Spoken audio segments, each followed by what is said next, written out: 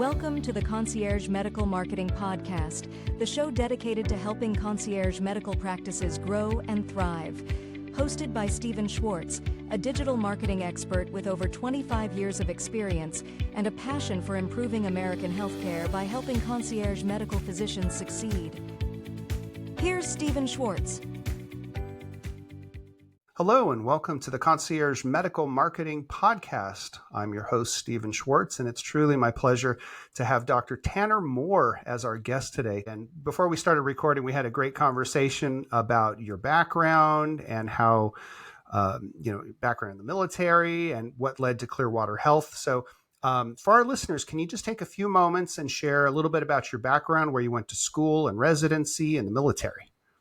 I've had a kind of a great run up into direct primary care that everything prepared me to do exactly what I'm doing now. So I was raised on a big farm in West Virginia. And so naturally I wanted to go to West Virginia University. My whole family had gone there, and majored in pre-med studies, so biology, and then went to West Virginia University School of Medicine. I was the class president there.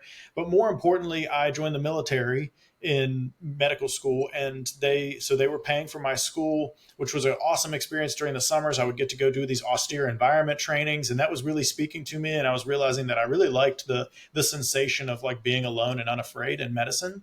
And so I applied for something called the rural track at West Virginia University. And it's a very rural state, right? Like there's still at least one county in West Virginia that meets the criteria as being a frontier in Pocahontas County. And so it's an austere place to practice medicine. And I got into that rural track and was able to do a bunch of extra training and go to these tiny little outlying clinics and critical access locations and stuff, and realized like how needed good primary care was for the average American, and what a just massive deficit there was of great doctors practicing primary care. And so I knew like, okay, I'm going to become a family doctor, and I want to be able to do this like primary care in an austere environment type medicine. So I needed to choose where I was going to go to residency. So I went to Martin Army residency. And the thing that really took me about that residency was that they said, we train you to be a doctor, not in, back then it was, 2017, but instead to be a doctor in 1817, where you can go out and do it all. They were like, you're going to deliver babies, you're going to treat sepsis, you're going to see amputations, you're going to do everything. You're going to run the ICU, see the ER, do follow-up appointments, be inpatient, all this stuff. I was like, okay, that's exactly where I should be.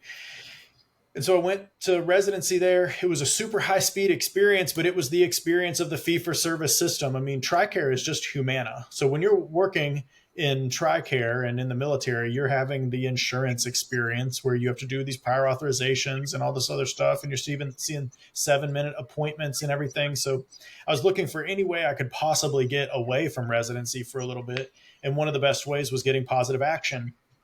And I was the academic chief resident, and so had the opportunity from just doing well on some of the exams and things like that to get what we call positive action in the Army, which is where they'll send you to a special school.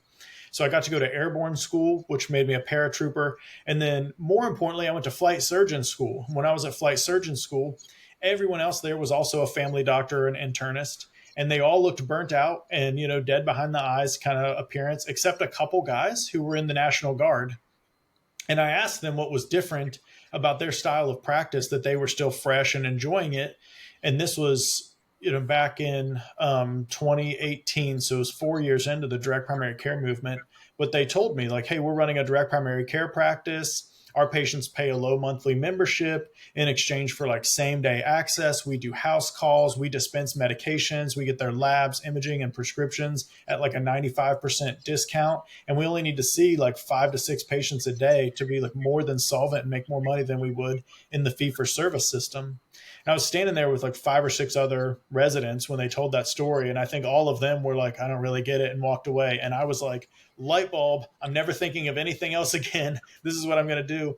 And so I pulled up the podcast app, and there was like one dude making podcasts back then about DPC. And he had been making them for 2 or 3 years at that point. And I think I listened to every episode within 3 days. And ever since then, I haven't thought about anything else. Like I knew that day that like I'm getting out of the Army as soon as possible. I'm opening a direct primary care practice, and I'm going to be an old timey family doctor with a black bag. And so when I was going through residency and I was telling other people about it, and I was rotating at other hospitals and moonlighting and stuff in the Army, because COVID happened. So I went moonlighting everywhere and was like working in ICUs and ERs and stuff and interacting with a lot of private sector civilian doctors. And they were all like, man, I love this idea. I just wish I could do it. But being a civilian doctor, you know, I had to pay for my own medical school. I have so much debt. I could never do it myself. And so I thought, what if we could design a direct primary care practice that would help doctors get out of the fee-for-service system, kind of escape those golden handcuffs and come into direct primary care where they can actually be the great doctor that they described on their med school application essay. And I thought, well, what we need to be able to do is offer them a competitive salary with a better lifestyle and the opportunity to be a better doctor in our practice. So we opened Clearwater Health DPC with exactly that mission.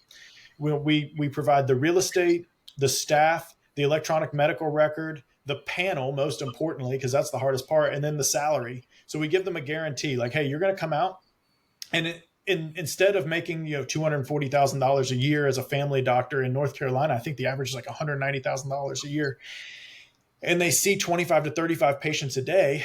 So instead of that, we said, how about you see 6 patients a day and we pay you $240,000? Or if you want to see 10 patients a day, we'll pay you $400,000 a year, just because the math is so different. Because in direct primary care, you don't have this massive administrative burden. So we're able to liberate those funds and pay them to the person that's actually in the exam room delivering the care. And we've already had, you know, we kind of just launched in August, like I was saying. So, but we got the cart in front of the horse and we brought it on our first large employer before we had even launched. So we had to negotiate free real estate, which was awesome, but they gave us some on-site locations. And I had to swing in and see those people, which hadn't been the plan. And they're an hour and a half from our house. So I was like commuting 3 hours a day to get them taken care of. But it was a great experience to figure out how to work with large employers because they're an entirely different beast. And then we just onboarded our first new employed physician. And it's been great to be able to see him just be liberated and see what it's like to have the whole world at your fingertips and really no left or right margins that you have to work within. You can just do whatever you can find on the free market. So if somebody like doesn't have insurance and needs an echo, you can just go onto Google and find like, okay, well, you know, this baby ultrasound center actually can do an echo for like 5% of the cost that WakeMed would do it or something like that. And then they can send it to us and we'll send it to a cardiologist. There's like a million ways to solve problems. And that's what that rural track, being in the Army, all those things taught me how to solve problems, especially in deployment. You're only supposed to do, your whole job is to turn no's into yeses for your commander. So it was a great experience on problem solving. And that's what I've gotten to do now. But, you know, we were going to talk about marketing, and that's been a huge learning experience. Yeah. I mean, just so far, so many amazing nuggets of what you shared. Certainly your background and your desire to provide medicine in sort of the quote old-timey way of house calls and personal relationships that just simply doesn't exist in the insurance-based fee-for-service model.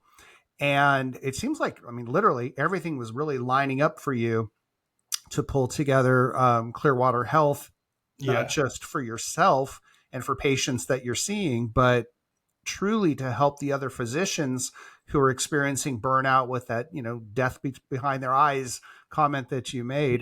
At the Concierge Medical Forum I attended back in October near Atlanta, so many folks were talking about burnout and they wanted to have a DPC or concierge practice because they were literally so burned out, and not just burned out. They were feeling like they were missing stuff. You know, they were missing quality. And you tangibly feel that you're being a bad doctor when you're in the fee-for-service system. And I think that's what causes the burnout. It's not exhaustion. It's a moral injury from having your value set insulted by the healthcare system you're working within.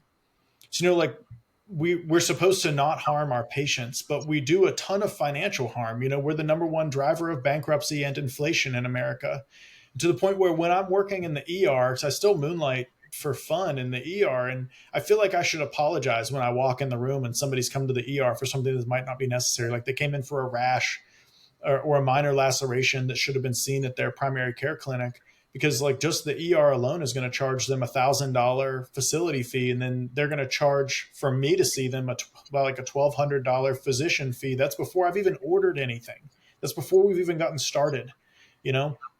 And these problems should have just been like easy and easily accessible to get taken care of. Like, for example, I had a mom recently who she called because she had just gotten a call from her kid's school, and the teachers told her that her child had fallen off of something on the playground and got a laceration on the back of their head, and they were bleeding a lot. So they were going to send them to the ER unless she could, and they were going to send them by ambulance unless she could pick them up and take them herself.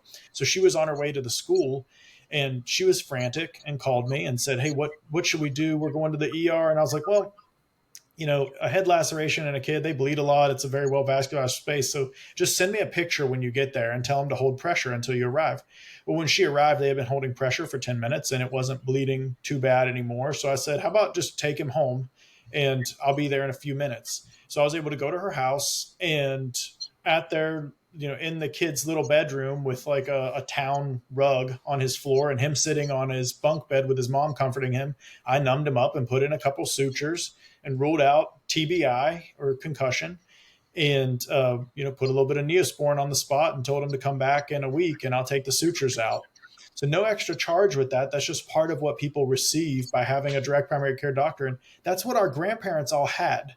And we got away from that because there were massive financial opportunities for shareholders of these portfolios and healthcare companies and health insurance companies, but not because it was better for anyone, not because it was better for your doctor or the patients. We got away from it because it was profitable to make it difficult to see your doctor. And that, traditions are solutions to problems that time has forgotten. And we're just returning to the tradition of having that direct access and a relationship with your physician. I love it. Thank you for sharing that story. I actually interviewed a different physician recently whose practice is essentially a web-based virtual triage for orthopedic issues, right? Someone's playing ball or whatever, and they twist their ankle. And usually that ends up a trip to the emergency room, sitting around for 3 to 6 hours. And when it comes down to it, it's, elevate, ice, and ibuprofen or something, and there's nothing broken. And they said literally within 15 minutes, they can provide effective triage of that and say, "Nope, just go home, elevate, ice, and ibuprofen," as opposed to, you have to go to the emergency room and get this thing dealt with. And it having an orthopedic physician in the family is how they sort of pitched their service. And similar to what you just shared with us, that trip to the emergency room could have easily been $2,500, $3,000 or more. And through your practice, your time, it's included. So it's not a financial harm to that family and not having to deal with the trauma of going to and dealing with a traditional, busy, crowded, stressful emergency room. So Kudos to you. Thank you for that story. Yeah, and that's how we market it as well. We say, like, this is like having your doctor friend, somebody that you can text if you have a question. And that goes a long way, especially for moms. Most of what they need is reassurance that everything's going to be okay. And so, like, one of the most busy points of our day is bath time, because they'll be texting us, "What's this rash? Is this something we need to be worried about?" And I can just say, no, that just looks like a viral xanthan or contact dermatitis. Or sometimes, like, that looks like bullous impetigo and we need to see him tomorrow or something, so it's super helpful. Nice. Well, I really appreciate you taking the time to join me on this interview today. And I hope that there will be many physicians who are either finishing up, med school and residency, or those that are existing physicians who keep hearing about DPC and deciding that, gosh, is this a direction I'd really like to go? Is it something I can do? If someone wants to have a discussion with you and see if working through your company is the right fit for them, how can they get in touch with you? Yeah, they should just call me at 910-586-1960, or they can message me at Dr. Moore at Clearwater Health DPC.com. So that's dr.moore at Clearwater Health DPC.com. And then I'll send you the flyer that we use to recruit physicians so that they can see more information about what a DPC offer usually looks like, even if they were to go to one that was a little bit different from ours. And I would just say to make sure that they take into deep consideration what exactly it is that they want from going into DPC. Because if they're thinking they're interested in being a DPC doctor, then it's critical that they pursue an opportunity that gives prioritizes being a doctor. Because what I think a lot of them think is, I want to go into DPC, but I don't want to start my own practice. And that's valid. I've found, like, you don't want to try to be a DPC doctor and then wake up in a year and discover that you're actually an entrepreneur, which is two very different lifestyles and mindsets.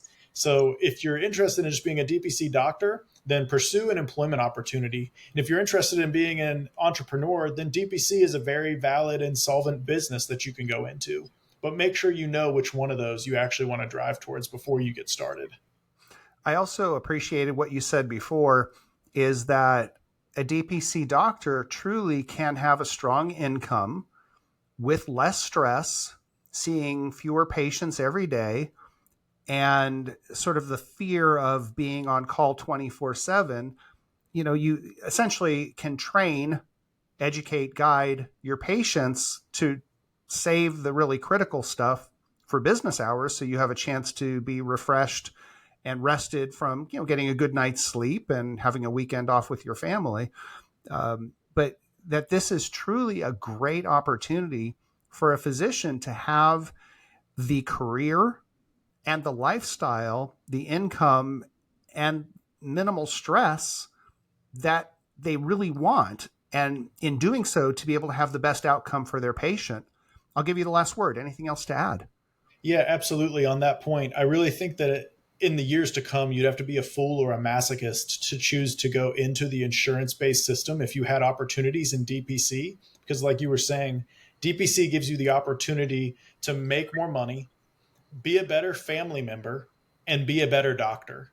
Health, wealth, and time are the three fundamental human commodities, and DPC pays us in all three of those. Love it. Now, Tanner, this has been really great having a chance to chat with you and to share your message so that people can reach out to you if perhaps working through your company for them to become a DPC physician is basically making it easier for them to do so without necessarily the same stress and hassle of the quote entrepreneurial path of doing it themselves, right? Follow the pattern that you've set up for them. Right. Right. Just a quick thing I do want to mention before we hang up here is that through my company, Concierge Medical Marketing, we are here to help concierge and DPC practices grow and thrive with their digital marketing. That's my piece of the puzzle. And we are here to help not just an existing physician who's maybe trying to go from a 3,000 patient panel in the insurance space to their own DPC practice. We can help with that transition. Or those that have a practice and maybe they're trying to get to 300 or so patients and they need to grow. We can help with a growth program. And one other thing that people seem to forget is that when you have an existing full panel and even a waiting list, it's very important that you nurture your existing patients with emails, with newsletters, with text messages, with social media posts, and things to keep your practice in their mind. So through Concierge Medical Marketing, we can help nurture your existing patients and wait list so that keeps your practice in their mind and they utilize it, they feel good about it, and they continue to renew year after year. So if anybody needs any help from me, I've written a book called The Definitive Guide to Winning with Digital Marketing for Concierge Medical Practices. That book is available through our website, conciergemd.marketing. Feel free to go there, put in your email and click the button, and our system will send you a link where you can download the book free of charge. I'm available if anyone has any questions about digital marketing to help them grow their practice. My number is 772-304-2420. And with all that being said, Dr. Tanner Moore, thank you for your time today. It's truly my pleasure to have you as a guest on our podcast, and please keep up the great work that you do. Thank you so much. I enjoyed it. Wonderful. Have a great day, everyone. We'll see you on the next episode. Thank you for tuning in to the Concierge Medical Marketing Podcast. Please subscribe and leave a review wherever you listen to podcasts, and stay connected with us on social media. To speak with Stephen Schwartz about growing your concierge medical practice, give him a call at 772-304-2420 or visit our website at conciergemd.marketing. We will see you next time.